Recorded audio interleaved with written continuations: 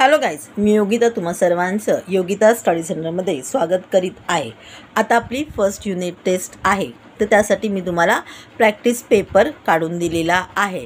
त्याची व्यवस्थित प्रॅक्टिस करा, जेणेकरून अशा प्रकारचा कोणताही क्वेश्चन तुम्हाला परीक्षेमध्ये आल्यानंतर तुम्ही तो आरामशीर सोडवू शकाल। जर का तुम्हाला एखाद्या प्रश्नाचं उत्तर येत नसेल तर तुम्ही मला कमेंट बॉक्समध्ये लिहून पाठवा, मी त्या प्रश्नाचं उत्तर तुम्हाला लिहून पाठवेन। माझी तुम्हाला एक रिक्वेस्ट आहे, तुमच्या शाळेचा जो पेपर आहे तो मला याच्यामध्ये कमेंट बॉक्समध्ये लिहून पाठवा, त्याचा फोटो काढून पाठवा, जेणेकरून पुढच्या वर्षी आपल्याला अधिकाधिक प्रॅक्टिस पेपर मुलांना देता येतील। त्याच्यामध्ये आपल्याला क्वेश्चन आहेत 2, त्यामध्ये प्रत्येक क्वेश्चनमध्ये आपल्याला 3 सब क्वेश्चन्स आहेत। Question number 1A, fill in the blanks. प्रत्येक फिल इन द ब्लँकसाठी आपला मार्क आहे 1। एकूण मिळून 3 क्वेश्चन्स आहेत, 3 मार्क आहेत। मॅच द फॉलोइंग, 2 क्वेश्चन्स आहेत, प्रत्येकासाठी 1 मार्क म्हणजे 2 मार्क।